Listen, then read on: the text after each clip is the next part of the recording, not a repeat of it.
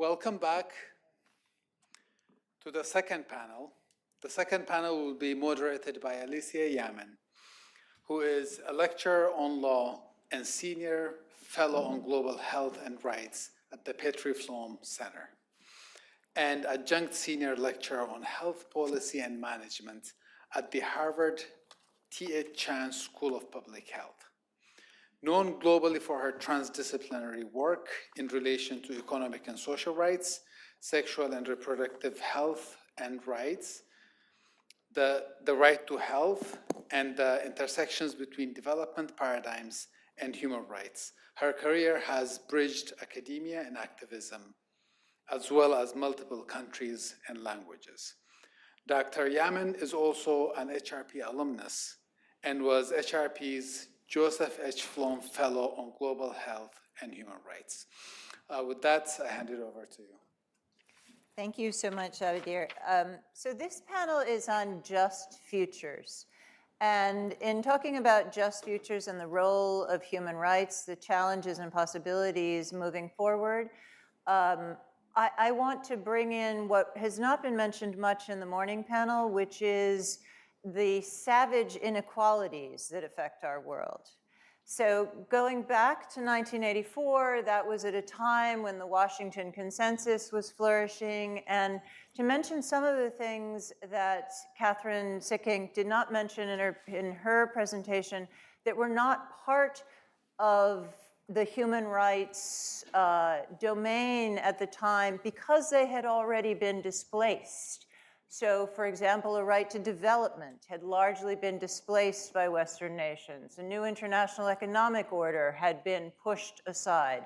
Human rights was about the relationship between a government and its citizens. And then there was a whole nother set of institutions, the Bretton Woods institutions, for economic development questions.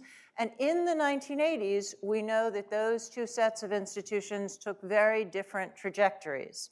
So since then, in the period when I was here at HRP and we thought that the world was going to be remade, in part because we were going to use social and economic rights to curb abuses and concentrations of economic power as civil and political rights had helped to foster democracy, as Henry alluded to, we have learned a lot about the political economies that have changed over these decades and how much wealth and power has gone to the top 1% that now controls approximately half the capital in the world, and the rest of us are in the 99%, or the top 10% if you want to divide it differently, which controls about 3/4 of the capital in the world.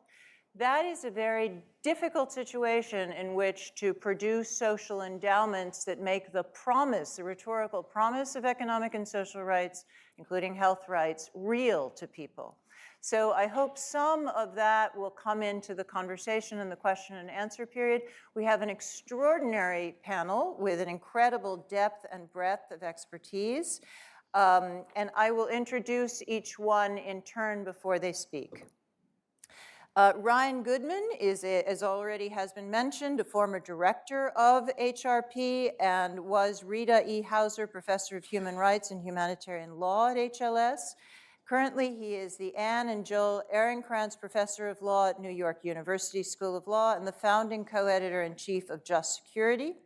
He served as special counsel to the General Counsel of the Department of Defense between 2015 and 2016.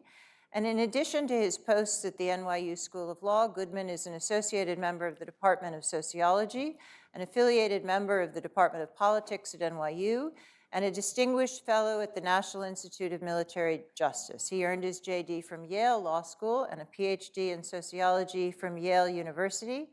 Personally, I'm very grateful to Ryan. When I had my Flom Fellowship when he was director of the program, and the work I did in researching and editing a collected volume on the justiciability of health rights led to me doing a doctorate in law at the Universidad de Buenos Aires in Argentina, sort of a center of theorization in the South on economic and social rights. And much of the work I do now traces back to that period.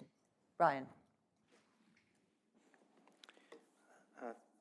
Thank you so much, and it's really an honor to be here. And just also want to start out by thanking Henry.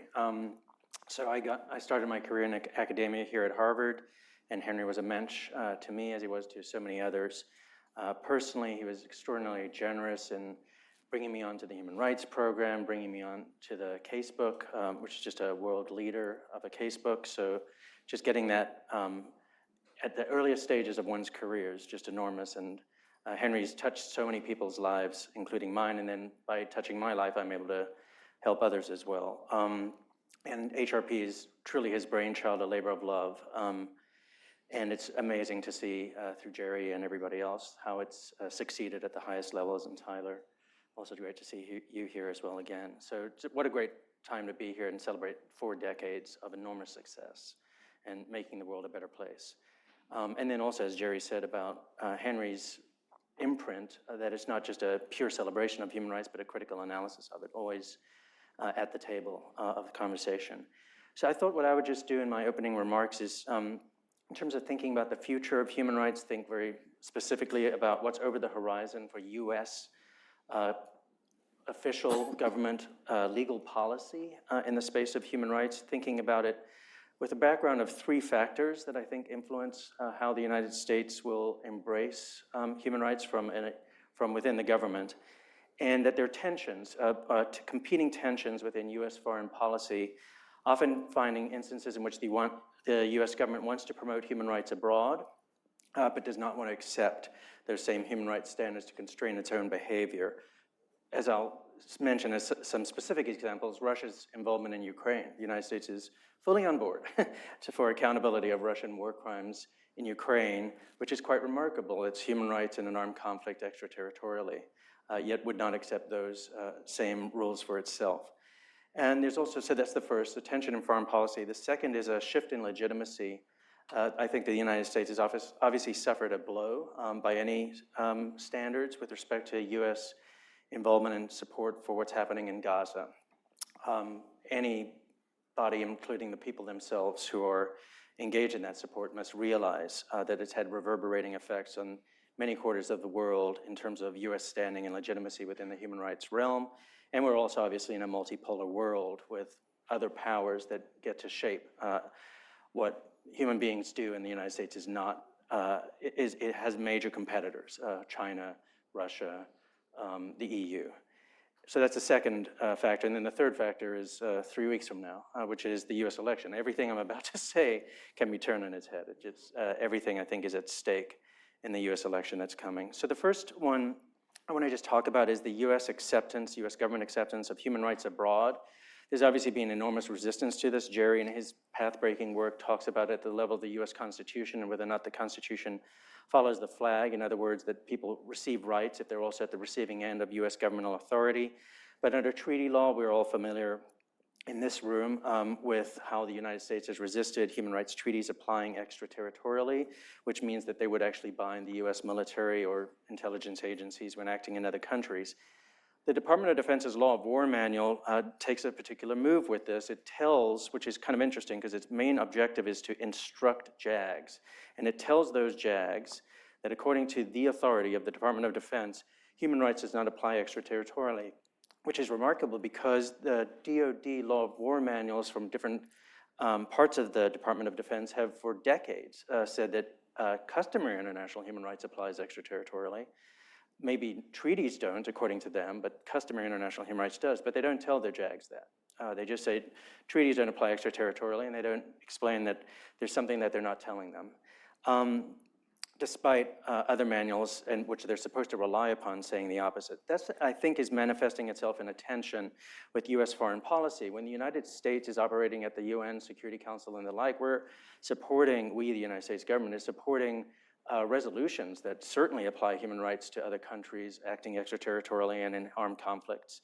Russia, I would have thought, might have been a high watermark for the United States promoting human rights compliance when a foreign country invades another country. But there's regrettably backsliding even in that space. It's something I do want to write about at some point, but if you study very, very closely, and it has to be very, very closely, the Department of State and Secretary Blinken's statements on Russian practices in Ukraine, they will say things like human rights abuses. They will avoid the word violations. Why? I have reason to suspect that it's because there's a lot of backsliding, and they're being pulled in another direction, not to recognize violations. To recognize violations is to recognize that it's something that is legally regulated and that there are legal obligations. If you look at the statements by the US UN, they'll say violations. So there's a systematic use of language in different directions by the two sides. And I think that that's unfortunate, because if they really understood, there's a long tradition of the United States recognizing, at a minimum, customary international human rights law applying to US actions abroad and other states' actions abroad. The second is that there is indeed, I think, a good story to be told to some degree of the embrace of human rights with respect to US domestic enforcement, and that's with the Department of Justice. So just looking back at the last 4 years, including 2020, so even the Trump administration, the ways in which the Department of Justice actually has used the tools of criminal law enforcement to go after human rights offenders, but remarkably, trans-territorially, like extraterritorial action. Just 3 examples. In 2020, so in the Trump administration, a Gambian man was indicted for torture in Gambia. 2023, a Pennsylvanian man was convicted of torture in Iraq. And then in December of 2023, remarkably, 4 Russian military personnel were charged by the Department of Justice for war crimes in Ukraine. So that one is the clearest example of extraterritorial application in multiple ways by the US government. But it doesn't necessarily match up with other parts of what the US government is doing internationally. So the last place I thought to focus on is global institutions. So this dovetails quite a bit with other remarks today by Jessica and by Jerry about what is going to be the role of institutions like the International Criminal Court, the International Court of Justice in the future, also vis-a-vis the United States. I do think their involvement in some of these big cases, Gaza, Ukraine, will impact the institutions more than they'll impact the conflict. It's actually much more important what will happen there to the life of these bodies, than at these institutions, than unfortunately what they can do with respect to stopping human rights and humanitarian law violations inside the conflict. The ICC in particular, in some regards, there's been a sea change in the United States government's approach to the International Criminal Court thanks to Ukraine, or due to the situation in Ukraine.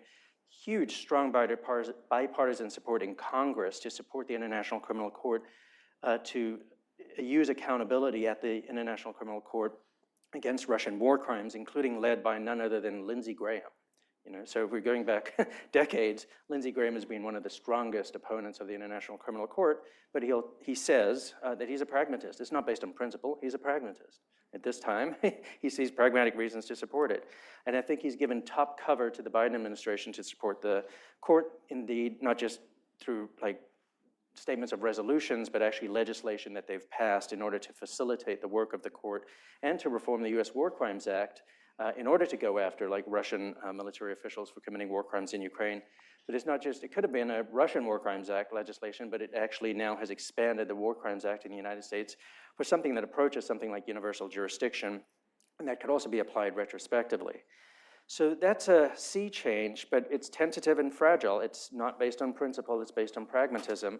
And so the Gaza conflict has since arisen, and the Gaza conflict has been taken up by the prosecutor at the International Criminal Court, in which Lindsey Graham is now part of the crowd that's leading the idea of the United States imposing crippling sanctions on members of the court, once again.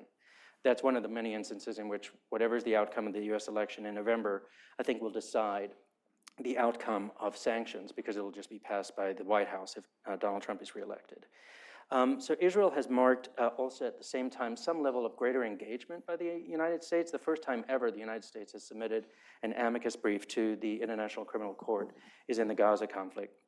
And it's also apparently the first time ever that Israel has submitted written submissions as well to the International Criminal Court. I think part of this is in some respects, a pragmatic, strategic, tactical choice to try to avoid crippling sanctions coming on board and showing the world that you can actually engage in legal argumentation. And that's the place to be. Peaceful disputes, legal argumentation, rather than something like using the power of the US government over international finance to pressure the court to bend in its direction.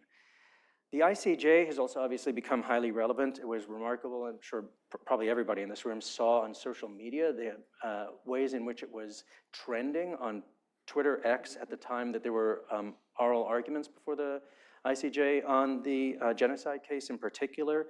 I think it has significantly shaped global public opinion by intervening into this particular case and other cases aligned with it.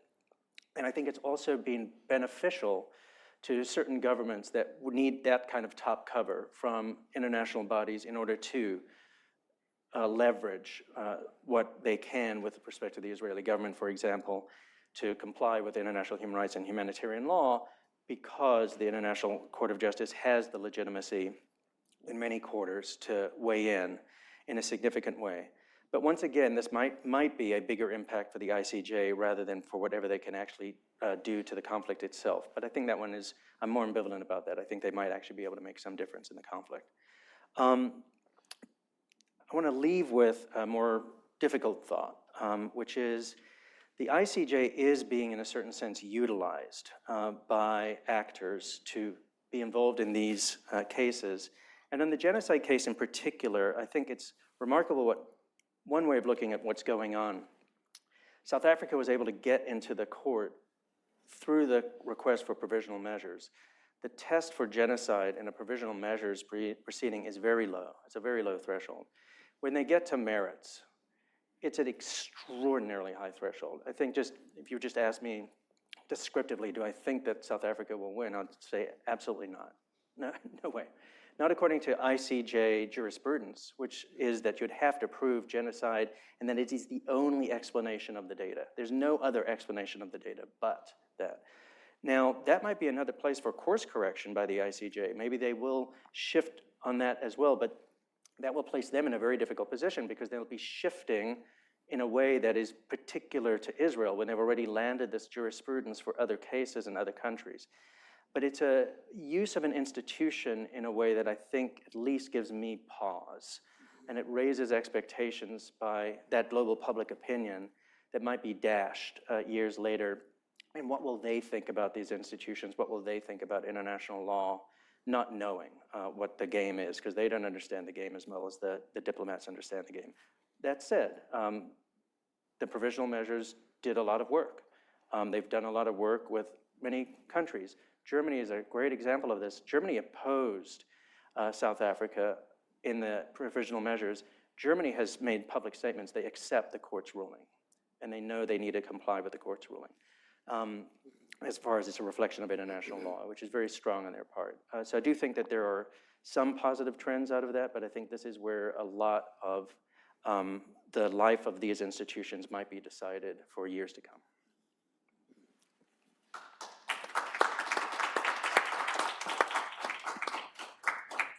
Thanks so much, Ryan.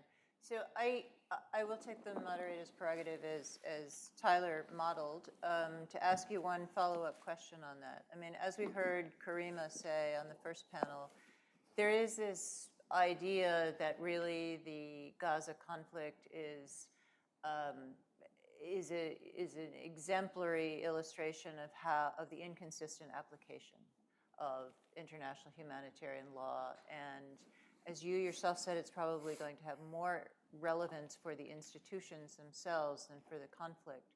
So if you're talking to students, how do you get them to be enthusiastic and to believe in the promise of international humanitarian law?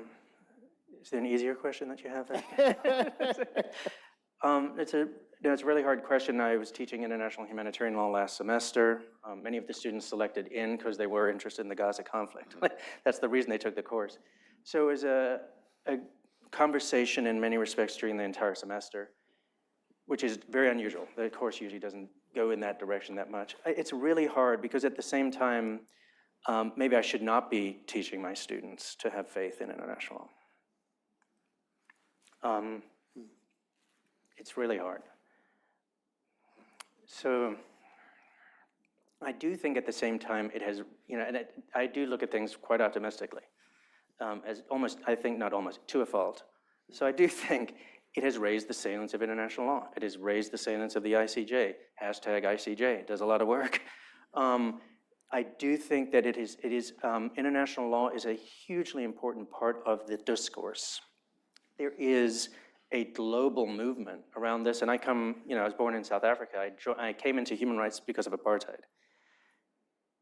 This is a huge part of the discourse of legitimacy, and law gives us that language, and law gives us that framework in which things are settled in a certain sense, and then we have to measure atrocities according to that level of compliance. The question is, does it make a difference? I do think it also might make a difference in the sense of if powerful states line up and use their leverage. And it's remarkable to see that when we're dealing with some of the most powerful states in the world, in which some states, Israel in particular, at least I think perceives it's in an existential fight, and yet law can still make a difference. So that's part of what I think about. Thank you very much. So now we're going to turn to Benyam DeWitt Mizmor, who also has a connection with HRP. He was a visiting fellow at the HLS Human Rights Program from 2022 to 2023. He's a professor of law and deputy dean for research and postgraduate studies at the law faculty of the University of the Western Cape. He's also coordinator of the Children's Rights Project at the Dula Omar Institute for Constitutional Law, Governance, and Human Rights at the University of the Western Cape. And since 2012, he has served on the UN Committee on the Rights of the Child and served as its chairperson. In 2018, Pope Francis appointed him to serve on the Pontifical Commission on the Protection of Minors. And Professor Mizmor obtained an LLM from the University of Pretoria and a Doctor of Laws degree from the University of the Western Cape. And he's going to talk about his experience on the Committee on the Rights of the Child and issues, challenges, and issues facing children's rights in the future. Thank you very much. It's an absolute pleasure to be back here. I had the privilege of spending my sabbatical here at the Human Rights Program. I knew for a fact that I was going to get intellectually stimulated, and I did get a lot of that. But I didn't know that I was going to learn a thing or two about humility when I came here. So I'm exceptionally grateful for all those that helped me about the intellectual stimulation, but also for the experience that I had about humility, particularly in an academic environment. And I'm exceptionally grateful to Jerry, and I obviously cherish the lunch conversations that we had with Henry and many other colleagues. When I was on my way here, I bumped into a colleague of mine at my office, and he said to me, "Are you going to fly so many hours for a half-day event? Why would you do that?" I said to him, "Because I can't swim. Otherwise, I would have." That's how excited I am to be here. Now, a disclaimer: I have been in the children's rights sector for 20 years, and this organization has been around for 40 years. I know for a fact that it's not an organization that's counting its days. It's an organization that is making its days count. So I won't be talking about the next 40 years in terms of children's rights. I probably will be in a better space if I talk about what I see coming forward in the coming 10 to 20 years. Now, let me say a few words about the convention. It would mark 35 years in about 35 days. And during this time, the world has actually transformed in multiple ways, be it democracy, demography, urbanization, technology, and a long list of other things. Make no mistake about it, progress has actually been achieved in a number of fields. For example, in addressing infant and child mortality, reducing the number of preventable diseases, improving access to and quality education, enacting child rights laws and policies and so forth. Now, I understand that the 35th anniversary of the CRC prompts a natural inclination to celebrate, and surely the world will do that. I was part of the 25th anniversary 10 years ago. At the UN committee level, I was even almost central to it. But my input today will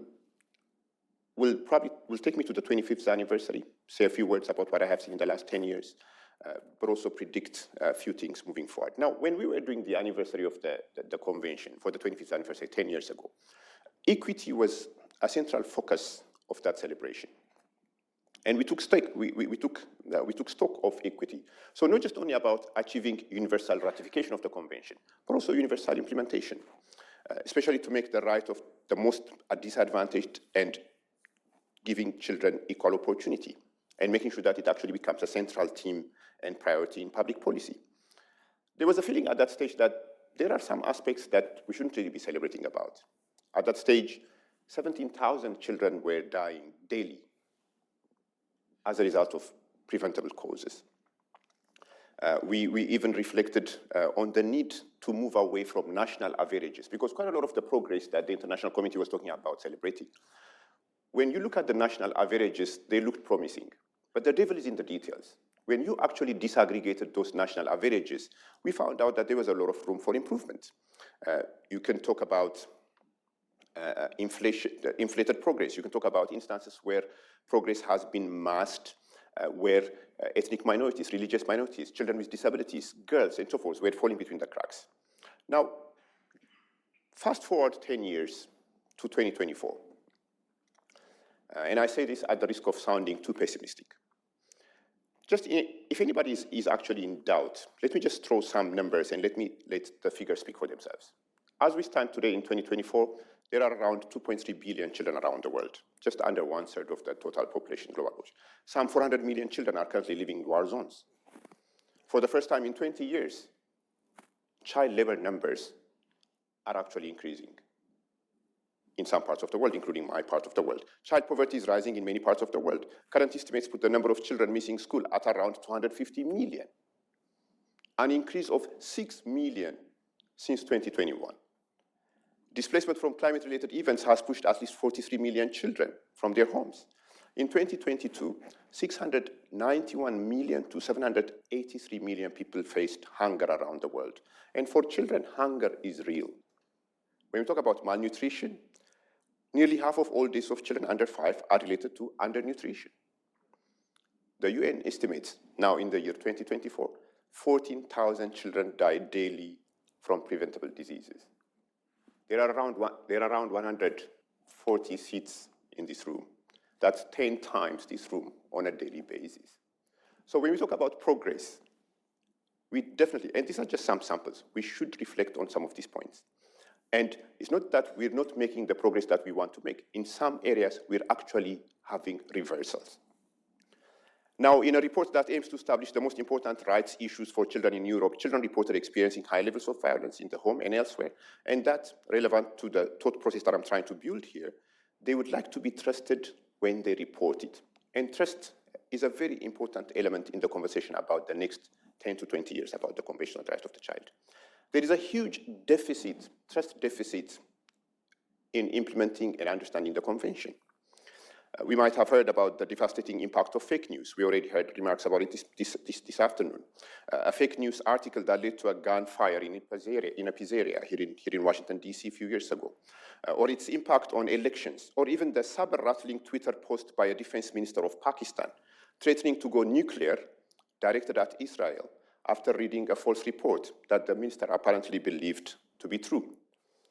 But children and their rights are also being undermined daily, often in lasting and systemic ways because of fake news. As Henrietta Fore put it, the former executive director of UNICEF, this might be the least trusting generation of citizens ever, where for the majority of their first experiences of civic engagement will be online, where they grow up as natives of a digital environment that is saturated with misinformation and so-called fake news, which undermines trust and engagement with institutions and information sources. As a result of the challenge of distinguishing fact from fiction online, difficulty to know who and what to trust, etc., these have real-life implications, shall I say challenges, for children and their rights. A wave of vaccine hesitancy is actually creating more and more challenge. Measles breakouts in France, India, and the Philippines. Skewing democratic debate, voter intentions, and so doubt about other ethnic, religious, or social groups, creating divisions and unrest, even inciting horrific violence, as has been the case in Myanmar against the Rohingya, or in Central African Republic, Sudan, countries in Europe, and so forth. A fragmented international multilateral system within which the CRC operates is increasingly failing to deliver on issues of significant importance: global governance, climate change, financing reforms, to the progress we would like to see for children's rights, in particular countries in the global south, where the majority of children currently exist and will continue to exist, increasingly mistrust the multilateral system and characterize it as no longer fit for purpose. There are a number of forgotten emergencies throughout the world where children are suffering. Make no mistake about it, Gaza is absolutely important. So Ukraine, Russia, Palestine, Lebanon, and so forth. but there are a number of other forgotten emergencies where the global south is actually looking at and saying, these double standards are not going to help in creating a world that is fit for children. Adopting any new international human rights instruments on children's rights is almost impossible at this point in time. And Catherine almost emphasized that point earlier. It's very difficult. There will be a possibility of the emergence of mini CRC documents at the regional level and sub-regional levels. Challenging the interpretation and role of treaty bodies and courts will continue to grow. And I hope I'm wrong, but I can even dare to predict the withdrawal of few states from the convention as a real possibility in moving forward. And maybe, just maybe, the net effect of this might be that instead of moving towards a world where all children are entitled to all rights all of the time, we now have a world where there are only some rights for some children some of the time. Let me conclude. The convention was adopted 35 years ago, and at a time of great hope. After all, it was adopted just 11 days earlier. Just 11 days earlier, the Berlin Wall actually came down. Further down the line, Nelson Mandela was released, ending apartheid. The World Wide Web became a reality. And a strong premise worthy of note is that the power of the convention to positively impact the lived reality of children in all corners of the world is still demonstrably present, but not for every child, everywhere. We have the bragging right as the CRC committee that the Convention on the Rights of the Child is the most highly ratified and quickly ratified international human rights instrument in the world.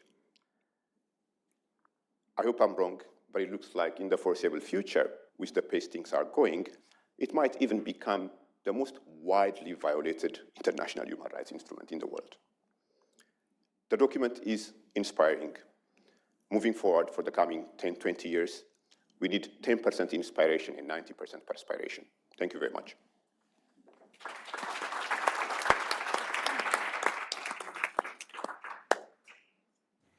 Thank you very much, Benyam. So I want to ask you kind of a double-pronged question.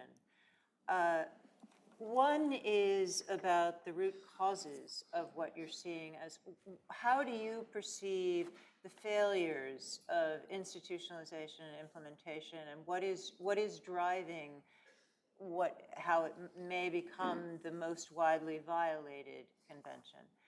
And I guess the second part of that question is, if I can imagine that is a complex answer that requires shifts in political economy as well as political will, and how do we move toward that is the second part. Yeah, thank you very much. How much time do we have? Now, I think I'll be self-critical.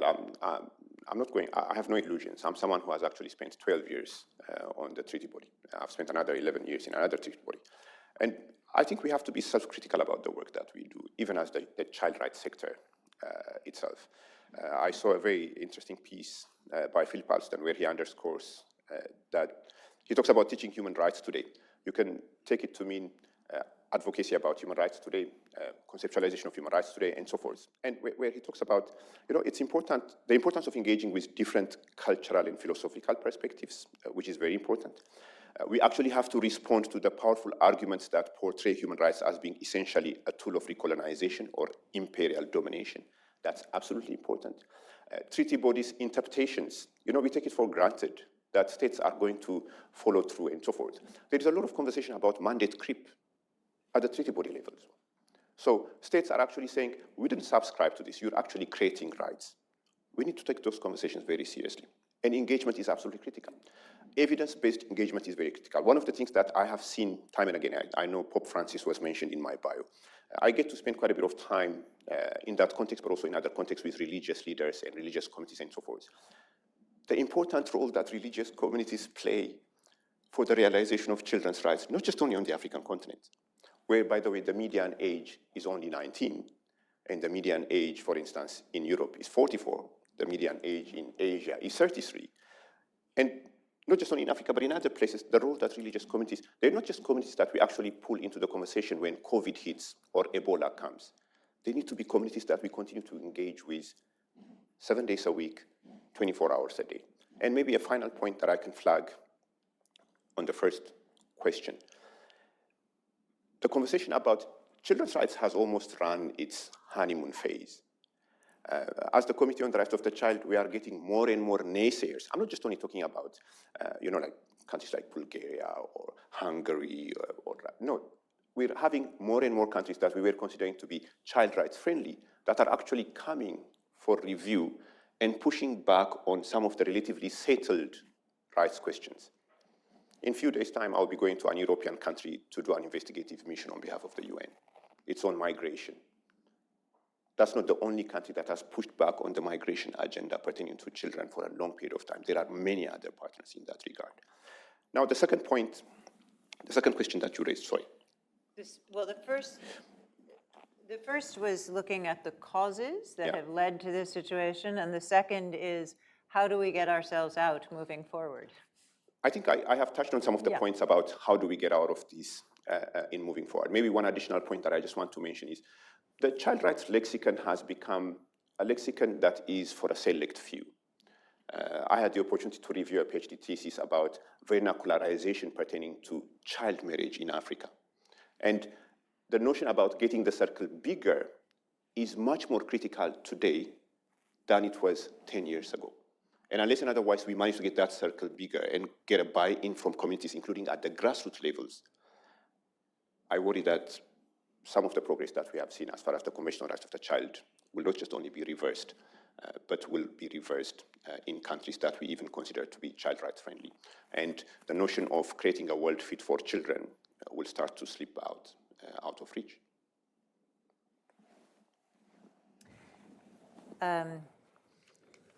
Well, now we're going to move on to, I'm not sure if it's going to be more optimistic or somewhat the same, but I want to introduce Kristen Stilt, who is a professor of law, faculty director of the Brooks McCormick Junior Animal Law and Policy Program here, and faculty director of the Law on Law and Society in the Muslim World at Harvard Law School. Prior to coming to HLS, Stilt was Harry R. Haro Professor in International Law at Northwestern Law School and Professor of History at Northwestern. Stilt's research focuses on Islamic law and society in both historical and contemporary contexts. She also writes in the area of animal law and the intersection of animal law and religion and culture in particular. Stilt received a JD from the University of Texas School of Law and holds a PhD in History and Middle Eastern Studies from Harvard University. And she's going to talk to us about actually not centering human rights, but expanding our views of what needs to be included in a sort of ecosystem of human rights to the animal and natural world. Kristen? Okay, well, that was an excellent summary of what I'm going to talk about and a preview. So thanks so much for inviting me here as a bit of a outside perspective, perhaps, although my human rights commitments run very deep, and it was a course I taught at a previous institution and loved the human rights program. I'm really grateful to be invited to be here. So I'm talking about human rights in the era of humans. So we're living in the Anthropocene, not according to the scientists who have rejected the name of this new epoch, but outside that small club, the Anthropocene is widely accepted, I believe, as an accurate label for our current time of human-caused planetary transformation. Our mark on the planet includes climate change, biodiversity loss, plastic pollution on land and at sea, megafires, and much, much more. The human rights community recognizes the threat of these planetary changes to human rights. So human rights are considered by many to have been greened, also referred to as the greening of human rights. That is, human rights communities have embraced the crucial role of the environment in achieving many human rights, including most essentially the right to life, which is restricted or even impossible in an unhealthy environment. One specific formulation that's been widely accepted, and you can see in constitutions worldwide and accepted by some international institutions, is a human right to a healthy environment. So we may have a good idea of how we got into the Anthropocene, but no good idea how to get out of it, or at least how to undo some of the worst attributes of this era. in my view, we must confront and reimagine our human dominance and the anthropocentric worldview that accompanies it. The idea of a human right to a healthy environment is, in fact, if I can be so bold as to say, indicative of the problem. It is our right, this healthy environment ideal, and if we could achieve it, it exists for our benefit, right? Our human benefit. I am certainly all in favor of a healthy environment. I certainly want to avert the worst consequences of climate change and slow the impacts, and we can talk for many hours about disparate impacts and vulnerable populations. But we can't achieve those goals with anthropocentric thinking. We can't use the thinking that got us in to somehow get us out or beyond. So let's talk about animals for a minute. The most recent data about land animals, bred, kept, and slaughtered for consumption, has revealed a figure even higher before, an estimated 92.2 billion land animals kept and slaughtered annually in the global food system. Most of these sentient beings have lived short, miserable lives in large-scale agricultural facilities called concentrated animal feeding operations, or CAFOs. We also know that land that can be cultivated is shrinking due to climate change, but livestock requires nearly 80% of all available agricultural land on this planet, yet produces only 17% of the world's calories and 38% of its protein. So what about the use of that 80% of all available agricultural land? Where does this land come from, especially when we know that animal agriculture is on the rise? Well, Brazil and Indonesia lead the world in deforestation, much of which is clearing land to raise cattle. Deforestation in the Brazilian Amazon has been driven by the expansion of pasture land for beef production, as well as soy to feed the livestock for meat and dairy production. Water use is staggering. The amount of water used to produce 1 pound of beef is 1,800 gallons. That's 7 years of drinking water for the average person. And to add a few more poor statistics here, livestock emissions from manure and enteric fermentation, that's cow digestion, represent 32% of global anthropogenic emissions of methane. Methane, as you know, is a greenhouse gas, 10 times more powerful than carbon dioxide at warming the atmosphere. And scientists warn that it's necessary to introduce major changes in food production to reach any international climate change targets that we might hope to achieve. So in one sense, you might be thinking, yes, these are harms to humans. These are harms to a human right to a healthy environment, to food, to water, to housing, and culture.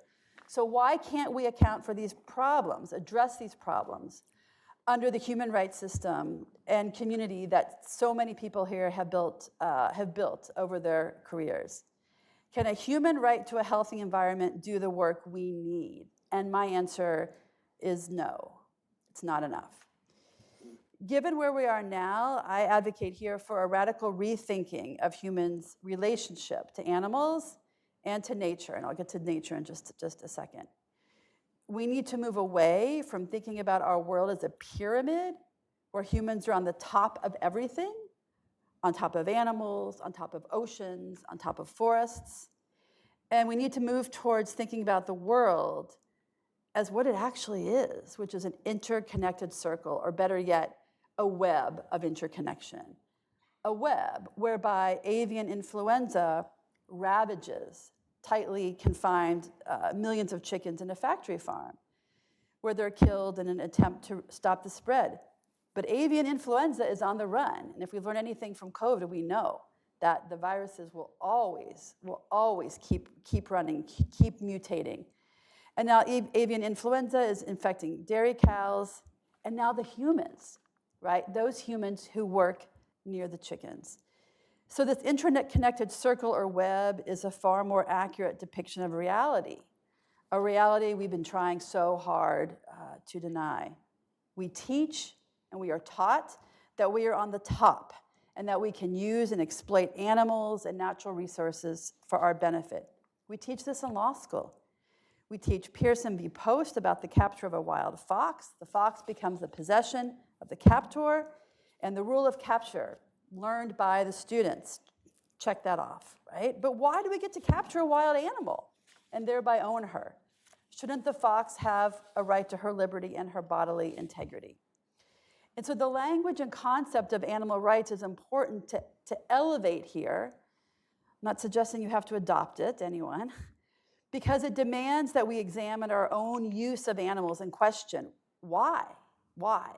I'm not suggesting that we just need to make animal use more palatable, a little kinder, a little less destructive, but rather to ask fundamental questions, confront fundamental problems, and I would say understand that human rights can best be achieved when we recognize the interconnectedness that attaches us to one another and to the planet. So I ask human rights advocates to consider animal rights as part of your cause, not a distraction and not competition. So let me just take two more minutes to talk about nature. Okay, so the rights of nature. There's many histories to the emergence of rights of nature, and many tellings, many roles, indigenous roles around the world are certainly a large part of it. So don't believe anyone when they say that Christopher Stone invented the rights of nature, although I want to give him due credit here for writing the article, Should Trees Have Standing? And for Justice Douglas's dissent in Sierra Club v. Morton, which adopts the idea that it's not the humans who should have the right to object to Disney cutting down trees, but rather it's the trees themselves who bear their own rights. Since the 2000, rights of nature as part of national and subnational law has just been taking off around the world. And I have a paper that contrasts animal rights and rights of nature. Why is animal rights just not moving at all and rights of nature is just flying around the world? In 2006, Tamaqua Borough, Pennsylvania became the first municipality in the US to recognize rights of nature when it prohibited corporations from dumping toxic sewage sludge, acknowledging rights of ecosystems to flourish. It was overturned by courts. It had a lot of problems in the wording. But don't throw everything out with that. Santa Monica has a sustainability rights ordinance that recognizes the rights of nature, and it's still in existence. In 2008, Ecuador became the first country to recognize nature as a subject of rights in the Constitution. Bolivia passed laws on Mother Earth. Aotearoa, New Zealand, has advanced the recognition of rights of nature and enacted legislation granting legal person to the Wanganui River. And then we have Uganda in 2019, passing the National Environmental Act recognizing nature's rights to exist, persist, maintain, and regenerate vital cycles, structures, functions, and processes. There have been advances in Europe, with Spain recognizing the rights of Mar Menor, a saltwater lagoon, and Ireland and Aruba may become the next countries to recognize rights of nature in their constitutions, and we have high courts recognizing it, such as in Colombia. Okay, now you're asking, what in the world does this have to do with human rights? Why talk about rights for something as amorphous as nature when we are struggling to implement and understand the future of human rights for humans? Why can't environmental laws or the constitutional right to a healthy environment get where we need? Why talk about rights of nature? And again, I would say because a purely human rights approach accepts the status quo as an acceptable arrangement where humans are on top. And I think we have to push beyond this business as usual. And so the rights of nature helps to kind of shake up the way we've thought about our domination of the planet. We can't get ourselves out of the Anthropocene with the thinking or the tools that got us in. And so again, I would ask human rights advocates here to consider rights of nature as part of your cause, not a distraction, not as competition. So reimagining the field, as our session is titled, means to me that we should think far beyond the status quo and take an unflinching look at our own human behavior and our place in the world, and realize the tragic results if we're not bold enough to engage in reimagination. So thank you very much for listening to that.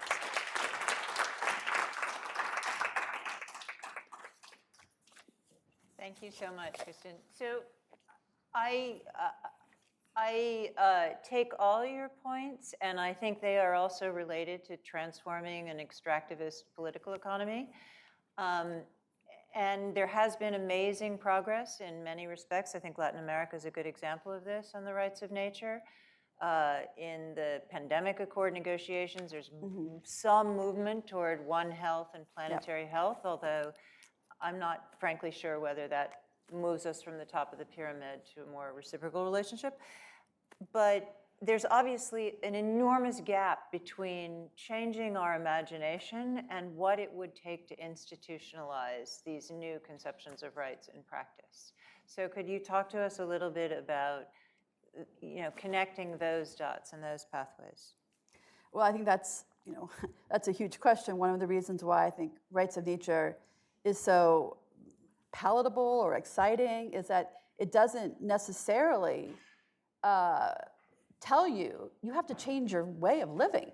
Right? You have to make major changes. It's nebulous enough to sound good, but not to come up and say animal rights, and the first thing people think is, oh, do I have to actually change what I eat or something like that?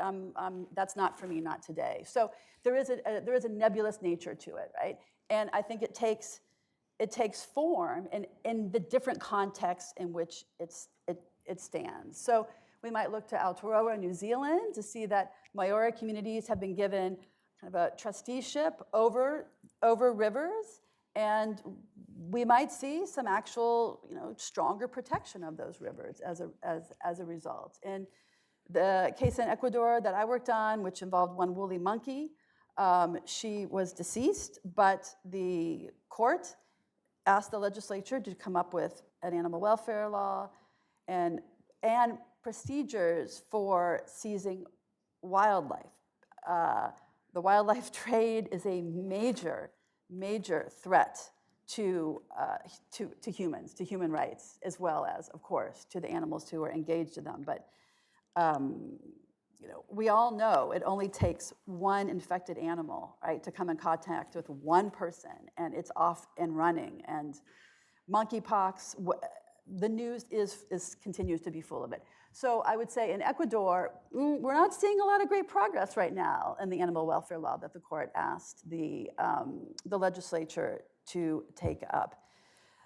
I think it depends a lot on what context we're in, but I think as it increases, there will be, by necessity, greater dimensions given to the content of the right in those particular areas. And then we're talking about implementation, right, along with everything else. But it's another shot at some of the things that we already care about and are already concerned about. And I'm in favor of an all-of-above approach here. Plus, I think that the conceptualization can get us somewhere. The concepts themselves, the intermingling of these communities, of animal rights, of human rights folks, of rights of nature folks. Now, our last speaker is very familiar to anybody who's been associated with the Human Rights Program for long. Mikau Matua was the associate, I think he's already been introduced multiple times today, but he was the associate director of the Human Rights Program here between 1991 and 1996. He's a SUNY Distinguished Professor and the Margaret W. Wong Professor at the University of Buffalo School of Law, where he served as dean for 7 years from 2008 to 2014. He teaches international human rights, international business transactions, international law.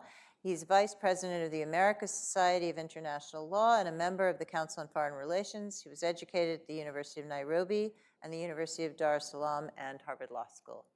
And Mikau, I think, is going to talk to us about whether human rights discourse has the same kind of emancipatory power that it had when the program was founded, certainly when I believed that we could use rights as tools to foster a more egalitarian social world. Mikhail. Thank you very much. First of all, let me thank Jerry and the folks at the Human Rights Program for inviting me to be with you here on this, I would say, auspicious occasion. Anniversaries are moments of nostalgia. And it could be either sappy nostalgia or silly nostalgia. And we are permitted to look back so that we can look forward. So I want to look back a little bit so I can look forward. I remember when we came to the law school in '85, and myself and Jim Ross over there took, I think Henry, it was your first human rights class that you taught. And I think there were like 15 of us in that class. And, one thing I remember about the class was just how new everything was. I mean, we were all struggling and trying to grapple with the concepts in human rights.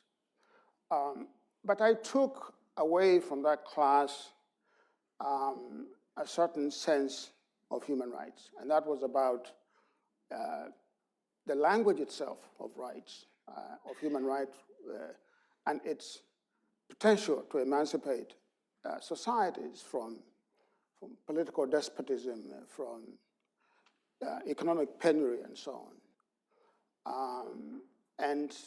And I thought that would be a cause that one should pursue. And after I finished law school, I did a stint somewhere in a law firm, and then I went to human rights, where again I met Jim Ross. I think he is still in the human rights NGO business.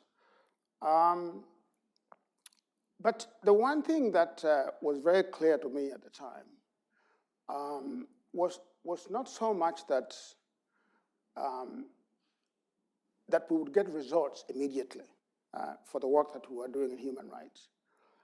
But it was just the power of the language itself and the ability of that language to inspire you. I remember later when I was in the human rights program here, students were extremely excited to be part of the human rights program. I do not know what the levels of excitement are today. But I just want to say that, from where I sit, the power and the language of human rights has dissipated. And I just want to reflect a little bit on that. And the one thing that I want to say is that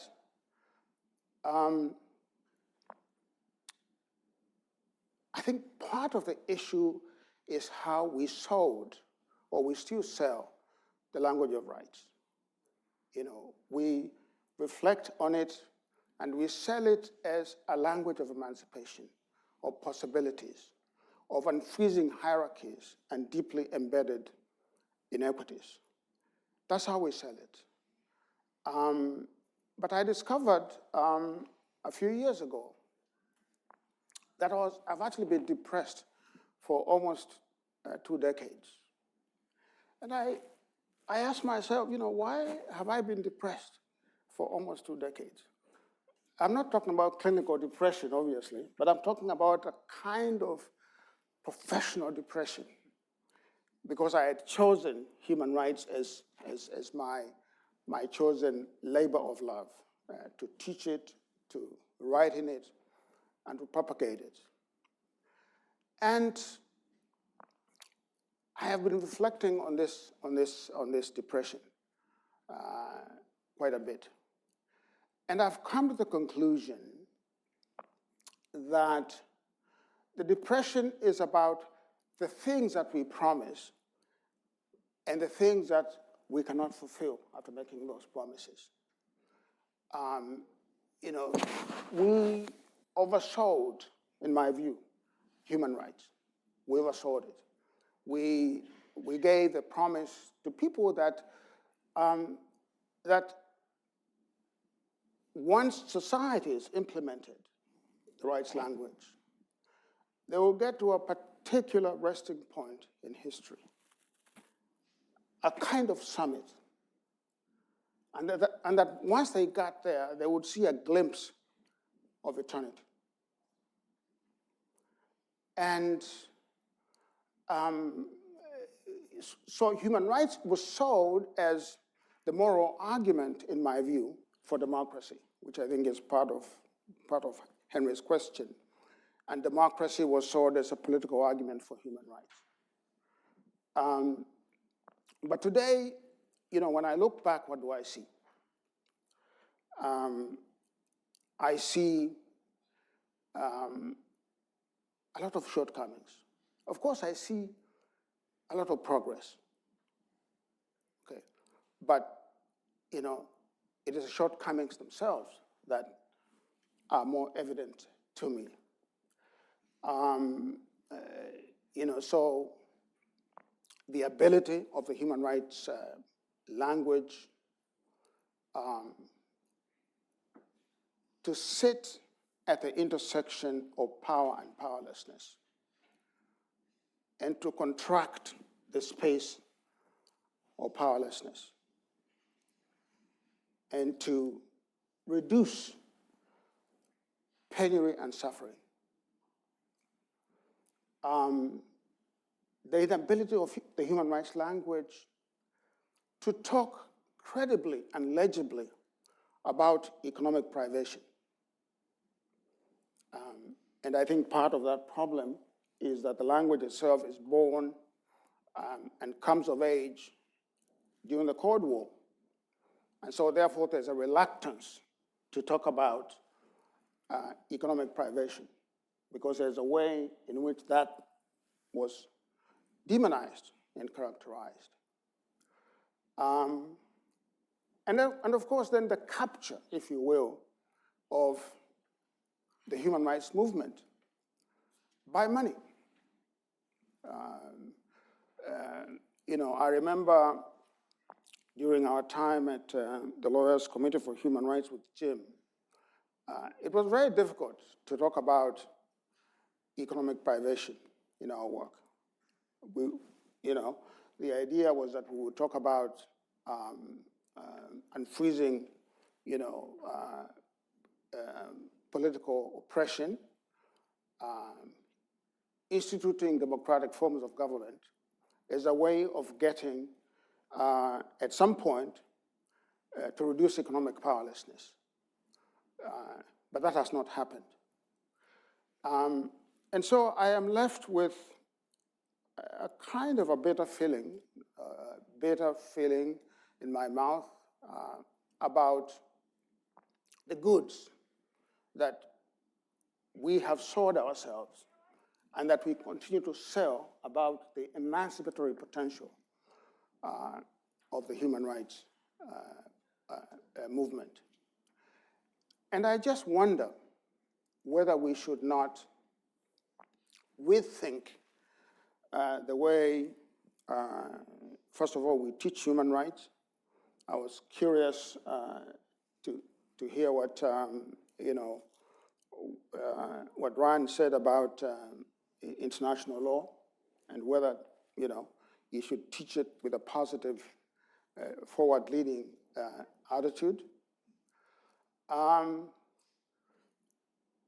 I heard what Catherine Sicking spoke about this morning. But I think that, whereas I still embrace the language and the normative aspects of it, I think that we ought to be more honest with ourselves. And part of that honesty is admitting that we've failed to transform society by using this language. If you look today at discussion about in Gaza and the Middle East, about Ukraine, about Sudan, and of course there are others which are forgotten, like the Congo, for example, where terrible things have happened. You know, I feel like we have not moved an inch. I feel that way. And I feel a great sense of, I want to call it betrayal by the movement, but I want to call it a lack of reflection and self-criticism on our part. Because you see, those of us who propagate human rights, you know, are elites who speak for others. And, you know, we talk in halls like this one, where people are very comfortable. And even in the global south, where there has been a penetration of the normative aspects of the discourse, the carriers of that vision themselves are elites in those countries in the global south, who live at great remove from the common people. And I think, you know, it's as though that there's a small place in hell for people who criticize human rights. You know, I've always felt this way, that if you question the doctrine of human rights, there's something wrong with you. Okay? Because it is almost like some religion, some idea. When we talked about why could there not be an open mind to expanding the normative canvas of human rights, to talk more about community, to talk about and to think carefully about economic powerlessness. You know, there have not been many scholars, many activists who have really engaged that question. Okay? We tend to revert or go back to our attempts to contain political despotism, and then we equate that with the attainment of human dignity. And, you know, today as I speak to you, and this is just my observation, I think that democracy lies in ruins. Democracy lies in ruins. And even those countries and societies that have been the advocates of democracy and human rights have themselves retracted their commitment to democracy. You know, I think in the program, in spite of Henry's very critical thinking, he left me with the impression that the youth and fertility of democracy and human rights was infinite, that we could do anything, you know. But as I look back today, I don't just see that. I think the worst of the human person has reasserted itself once again. And I think that, I mean, I heard what Professor Sinking talked about, you know, implementation, you know, perhaps the creation of more norms and so on. But I don't think that's the answer. I think there are more foundational and fundamental problems, which are normative, they are conceptual, and they are theoretical. We've built this movement essentially as a movement that pivots on anti-discrimination and equal treatment. for more equality and abstract autonomy. That's where the movement pivots.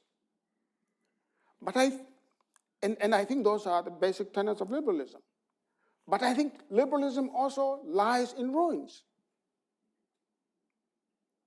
It lies in ruins. And you don't need to go very far, but to look at the United States. The United States, as a country, is repudiating liberalism openly. Okay. So if the United States, forsakes liberalism, and we can see what is going on in Europe, yeah, in Austria, in Germany, in the Netherlands, in all these countries, in Hungary and all these places, yeah, in Brazil, where my friend comes from. We can see all of this. So I think it behooves us to go back to the drawing board,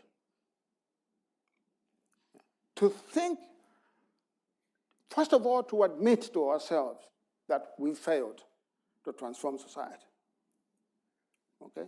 And not to sort of give ourselves false comfort that we can still do something with this language. Because this language has become impotent. It's lost power. There's a vacuum now of morality in the world. There's a vacuum of morality. Okay. And the vacuum that's been created by the failure of the human rights movement, there's nothing to fill it with. There's nothing to fill it with. Because those of us who should be thinking about, first of all, accepting our failure, and then thinking about what we are going to replace human rights with, or perhaps build on it, are not there. Because we are apologizing, we are too busy apologizing for our own failures to transform society. I leave it there.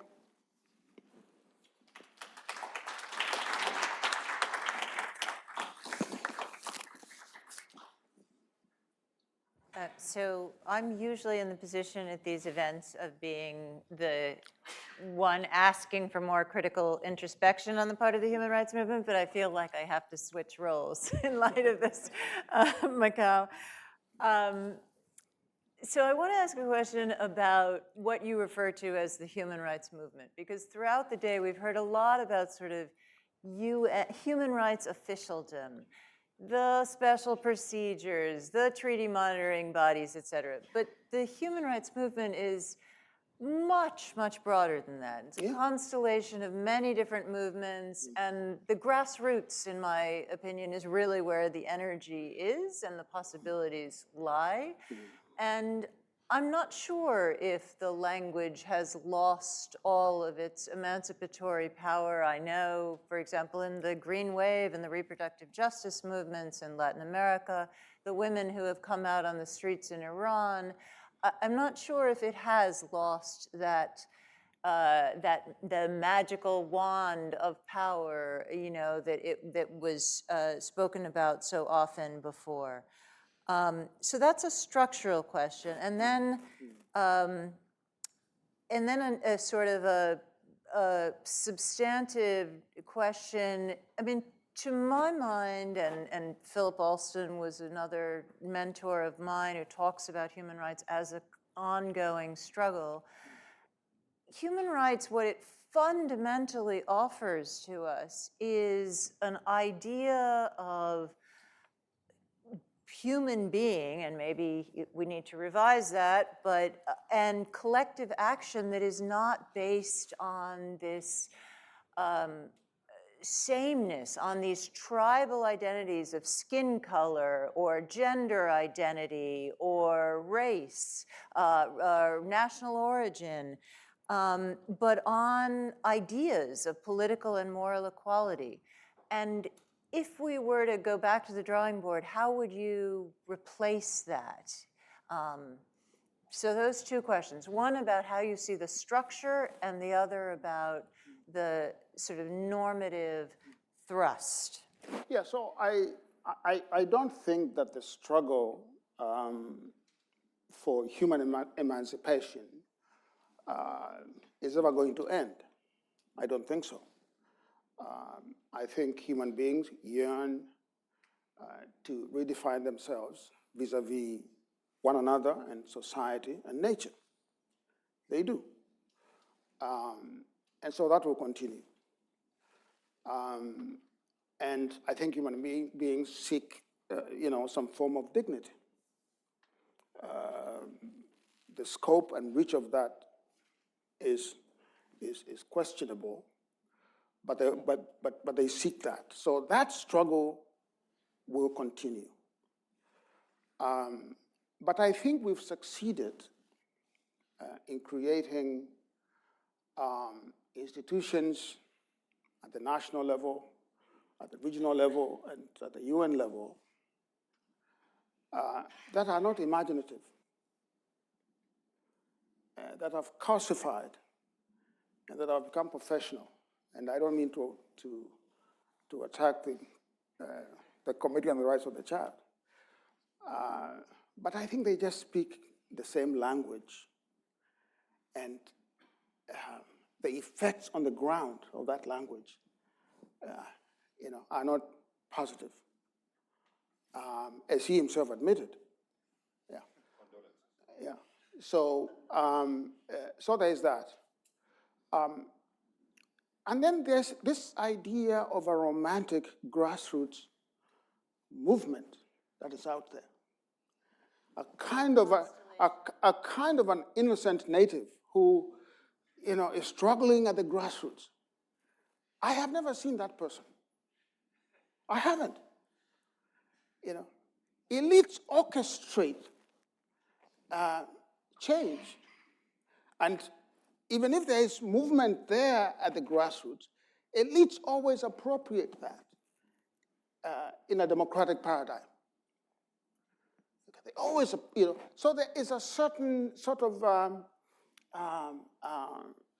difficulty with these norms of equal protection and discrimination, autonomy and equality and so on. These fictions, I call them, they are fictions. There's a certain limit to how much they can accomplish anything, because they are always captive to elites and captive to money, for lack of a better term.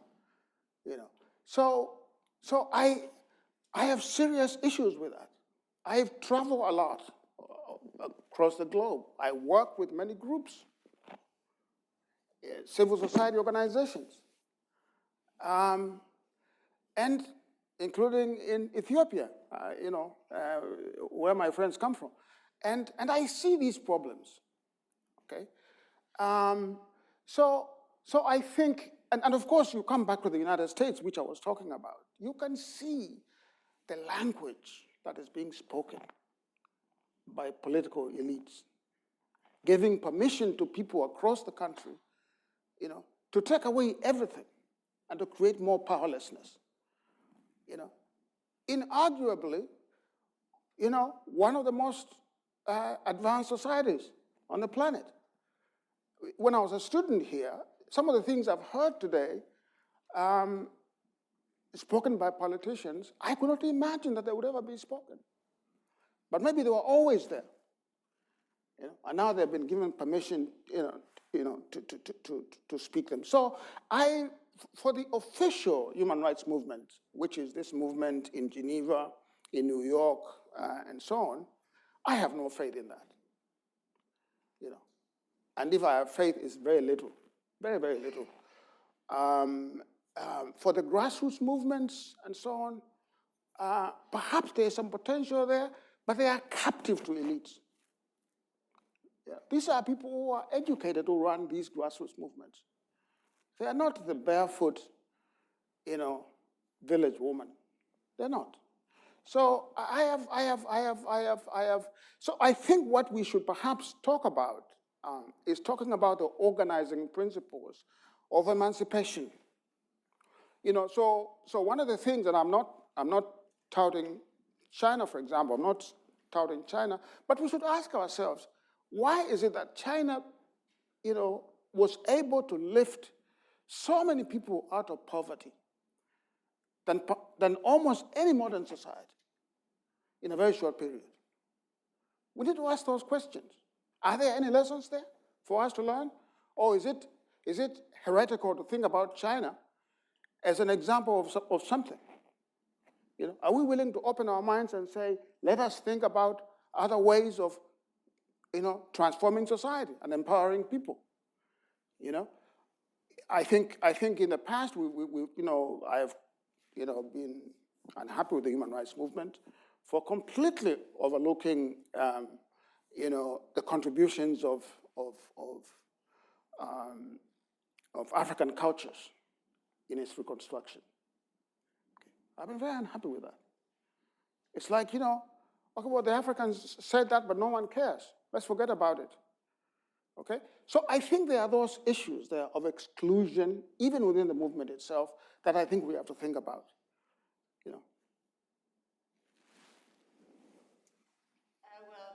On that note and the challenging, provocative talks we've heard, I want you to all join me in thanking our incredible panelists.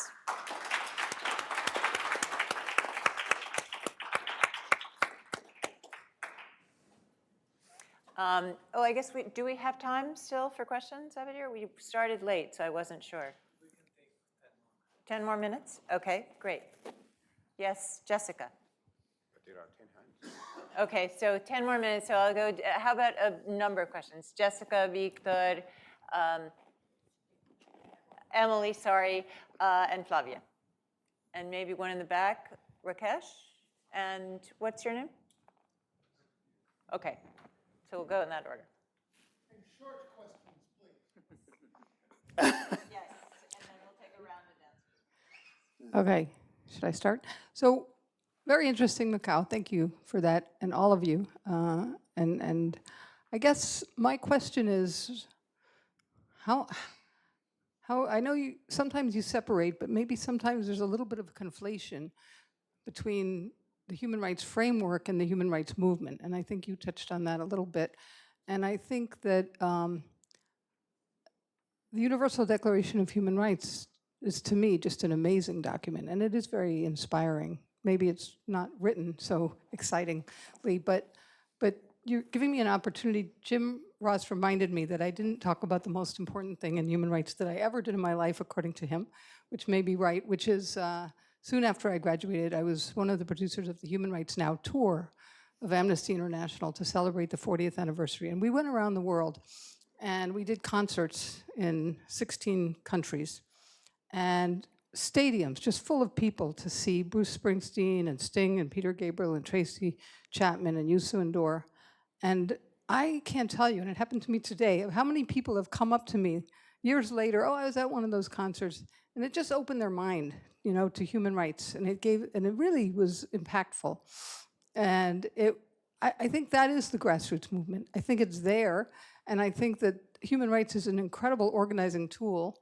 But I think we do need a lot more self-criticism, and our criticism should be directed at ourselves, not at these human rights documents and the words, but the movement that we've created that has divided human rights, that has, that Amnesty tour was very challenging because Amnesty's mandate was so tiny compared to the Human Rights Declaration, and it came up in many contexts. But around the world, from India to Argentina, it was a really powerful expression of human rights that people seem to respond to. So I have certainly not given up on the human rights language that we have. I don't think we've given it a fair chance. I just wonder what you think about that.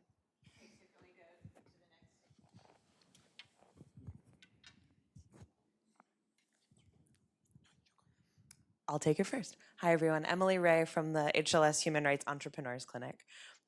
As we look forward in the field, the theme of this panel, we see an increasing role of corporations in human rights violations, as well as more structural or systemic harms that are disconnected from a clear, singular perpetrator.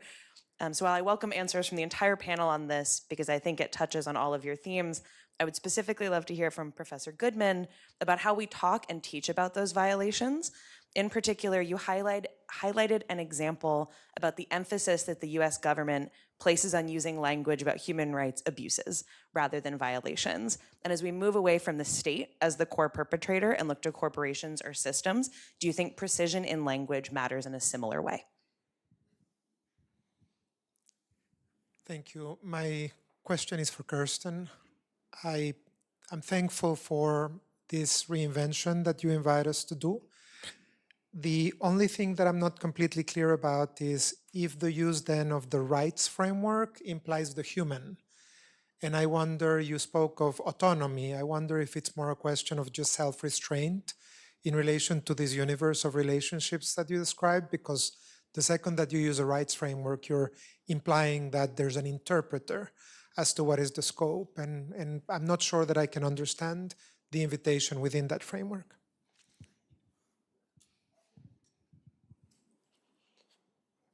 Who's next?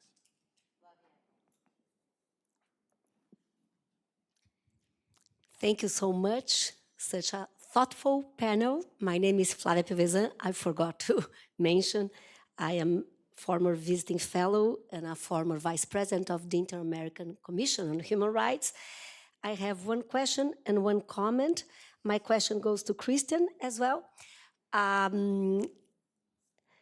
My question is, if you do see the climate change debate and the climate change challenge as an opportunity to endorse this view that nature has rights. So if we can address this global challenging, and if this could be a momentum to endorse this view. And I'd like to mention that at the Inter-American system, the Commission adopted a resolution. I was there. We were debating climate emergency, and we quoted we made a quotation of the advisory opinion of the Inter-American Court, recognizing exactly that climate change directly affects the right to a healthy environment. This was recognized as an autonomous and justiciable human rights, but also the protection of this right is not only intended to protect people's interests in ecosystem, but also aims in the protection of nature and all its components for their intrinsic value. So I'd like to add the Inter-American advisory opinion. So I do see that there is this momentum to endorse this voice, and it's not clear to me the difference between rights of nature and rights of animals. In my broad view, from a holistic approach, right of nature would embrace the right of animals, and if the foundation would adopt the same view of the foundation of human rights, that dignity, to safeguard dignity and to avoid suffering. I don't know if this is the foundation in terms of rights. And my comment briefly regarding Macau, it's always so provocative to hear from you. I'm a believer in human rights cause and human rights tools. I think we have shadows and lights, but I myself do agree that we have empirical reasons for hope. At the Inter-American system, for example, we have concrete examples of gains. So that's it. Thank you.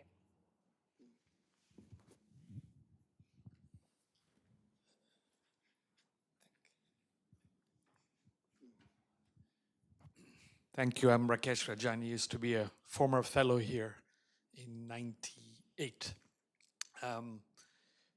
I particularly appreciated the self-critical view on this panel that Macau especially shared.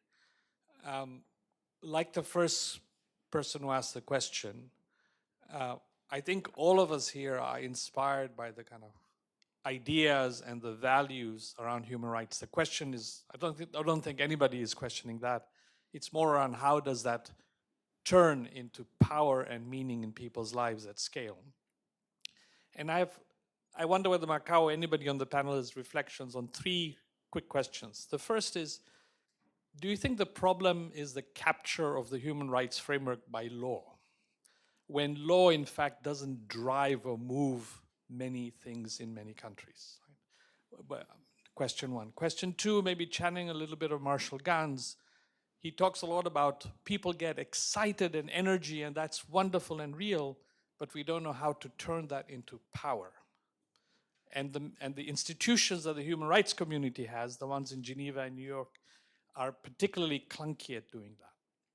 And the same goes for the movements, perhaps the kind of so-called romanticized grassroots movements, don't know how to turn it into power. And finally, I wonder whether a real strategic and deeply philosophical mistake that we have made is to think of governments, and I'm thinking particularly of executives rather than parliament and so on, as being so focused on their excesses of how they abuse power and being very quick to point that out, and of course governments do that all the time, that we have forgone the opportunity to know how to work with the executive in government to create programs and frameworks and processes to actually advance human rights in practice, in real life.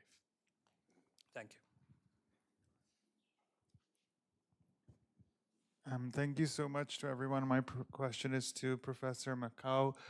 If you could kindly tell us what if a world of human rights practice that is not deferential or submissive to the dogmatism of liberalism is conceivable? Like, can there be a human rights practice without liberalism? And if so, what does it look like? Thank you. Okay, some easy questions. You're going to answer that one.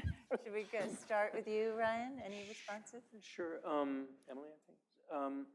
So I was just trying to think about corporate power and then human rights. I think one question might be just what are the levers or leverage points? But I do think that human rights is not just a language, but it's a normative framework. And I do think that the precision that is behind the law lends it a certain legitimacy. So it's a benchmark for organizing around abusive behavior and identifying abusive behavior. And I think of this in part with respect to social media companies. So with social media companies, I think in some respect, too much of the discourse has been dominated by free speech. And especially like given the oversight board for Meta, they have a lot of free speech enthusiasts on that board, which I think the answer to them is justice, equality, disparate impact, and that we have an entire lexicon and a jurisprudence around disparate impact, racial justice, that should be a part of the equation. I think that's one part of it, and maybe also something about the right to information. So even within the free speech, to try to counteract the level of misinformation, disinformation, fake news, and the like that's pervasive according to within some of these companies. And now we have companies like X that are going to be massive purveyors of that, and not just undifferentiated, but it's heading in a, as far as I can tell, in a very particular direction of white supremacist violence and the like. So I think human rights can have a certain power to mobilize, to focus. It's a focal point and a normative benchmark that is a precise normative benchmark about calling out what's wrong and what's right. Yeah, I think, Rakesh, I mean, there is a problem of framing and relationship between law and politics. And I'm not quite sure why, for example, the founders of, the original human rights texts framed this language of dignity in terms of law and rights. It's not clear to me that that was necessary, or that was the only choice that was available to them. Because we know the conservative nature of law, and its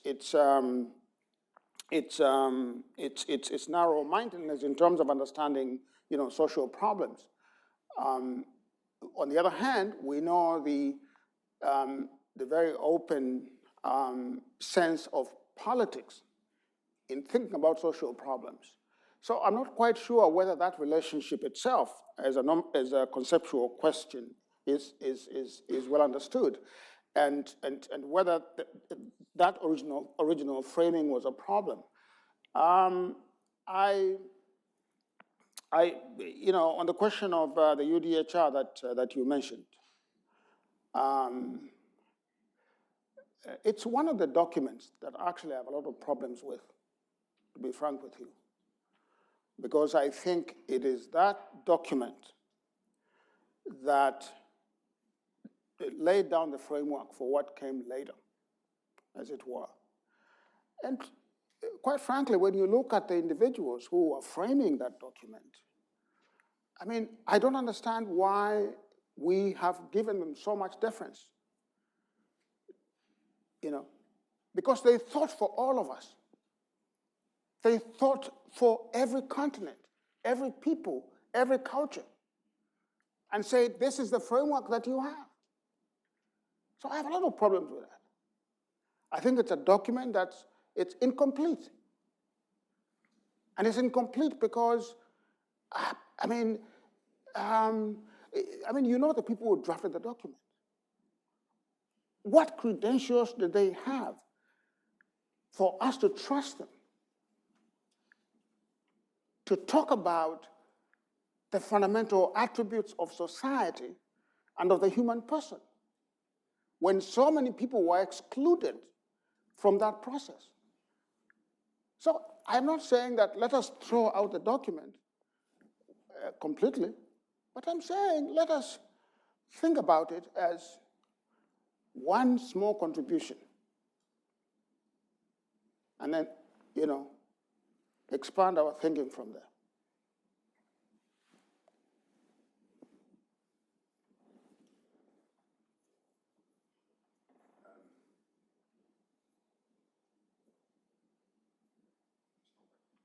Try mine.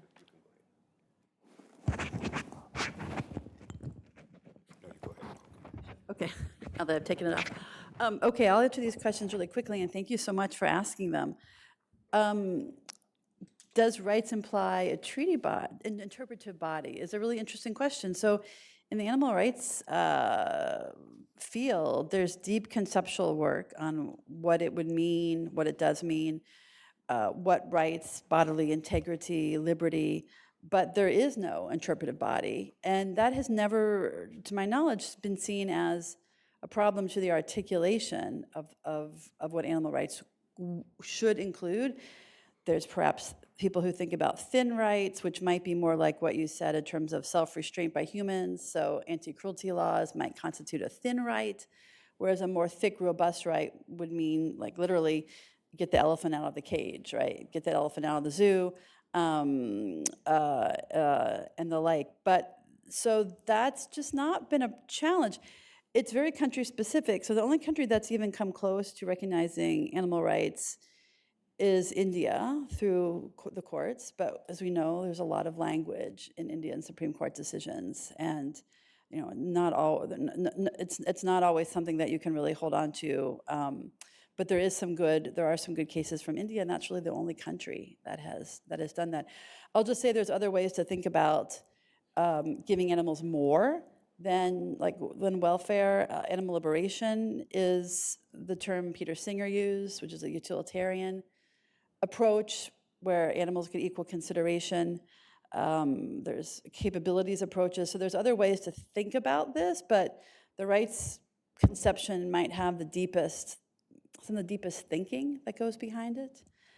But I'd love to talk to you more about the interpretive body challenge, which obviously animal rights doesn't have. Thank you for the Inter-American Court advisory opinion. It's a super important one. It's one that I cited in an amicus in an Ecuadorian case. It's obviously very, very important. Climate change, rights of nature, I just feel like it's all of the above. Like, it's an all-out battle right now, and we have to sort of take any argument that might resonate in any particular context. So, yes, go for it. I'm hosting a workshop on rights of nature and climate change in the spring that Abadir in the Human Rights Program might get involved in.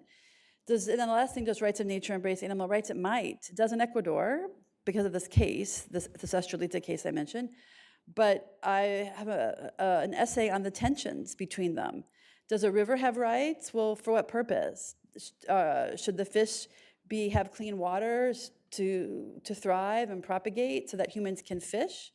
Well, then what's an animal rights approach? Do the fish have rights not to be? So these things are not, right? They don't seamlessly fit together. And there is quite a bit of what argument might get you where you need to go at this particular time, at this very, very challenging particular time. You said. Thank you very much. There were a few questions that were raised for across the panel. I'm just going to reflect on a couple of them. One, I think Jessica's point, we've not given human rights a fair share. I think that's a fair question. And I think if you take it as a comment, it's a fair comment. I just want to flag on a few things. I think the funding space has already been highlighted earlier. It's a point that I've made from this platform before. We say that in the United Nations there are 3 pillars: security, peace and security, development, and then human rights. Those working in human rights, we say human rights is not a pillar, it's a stick. And children's rights is a very small part of that stick. So from the funding point of view, that we haven't given a fair share. Earlier, when I was talking about the trust deficit, that the forthcoming generation having a huge trust deficit, one of the points that comes to my mind is the notion of nothing about us without us. It comes from the disability sector, but it's also relevant for the children's rights sector. Few of the provisions in the Convention on the Rights of the Child that I often call the orphans of the Committee on the Rights of the Child are freedom of expression, freedom of association, peaceful assembly, privacy, and so forth. With the trust deficit, we're actually on a back foot because the current generation is not going to help us to advance those rights as much as we actually need them. Now, the other point that I just wanted to mention is, and I partially agree with Macau, even though I don't go that far, we are asking the Convention on the Rights of the Child to do too much. It's been asked to reflect on AI, on climate change, on cloning, and a whole range of issues. And we still have not answered some of the core questions about disability, discrimination, and the right to the highest attainable standard of health, and so forth, so forth. For someone coming from the global south, these are actually the most critical elements to realize the Convention on the Rights of the Child as we move forward. So the reason why I didn't talk about cloning and AI and so forth about the coming 10, 15 years is because I looked at what happened in the last 10 years, and we're still dealing with the application of international humanitarian law. We're still talking about no mother should die while giving birth. We're still talking about vaccination rates. We're still talking about morbidity, stunting, and nutrition, malnutrition, and so forth. So we're asking too much from the convention to achieve things that was not necessarily intended to achieve from the get-go. I want to come to one additional point about human rights being captured by law. Even there, I think we're asking too much. We're trying to link it to the SDGs, for example. And not anything and everything actually that is in the SDGs is amenable to law. Now, Hurst Hannum's book, Rescuing Human Rights, A Radically Moderate Approach, I find it very interesting. Some of the arguments that it actually makes is that we're asking human rights law to answer almost all questions pertaining to morality, to politics. There is even a conflation of human rights law and international criminal law and so forth. So some of those challenges we see them. Now, Jessica, earlier, you mentioned about the Gambia, and I just want to briefly mention a point there, which actually underscores my point, and that will be my last point. We have anchored human rights law and children's rights very much to the law. In the Gambia, one of the things that actually happened, and I'm being self-critical again here, when the legislation on FGM in the Gambia was being undertaken, it was predominantly driven from the First Lady's office. UNICEF knew this, UNFPA knew this, the government knew this. The process that legislation took to come out was so short. They were celebrating because it was done within a very short period of time. But what happened in the communities? The communities were not consulted. That legislation had very severe penalties for FGM, including against parents. So when the former president of the Gambia lost the election and left the country, communities started to say, now that the president and his wife are out, so is the legislation. So it's a failure on our part because we haven't done the notion of getting the circle bigger, engaging with the communities before we embarked on a legal framework that was going to regulate their behaviors. I leave it at that. Okay, now please do join me again in thanking our wonderful panel.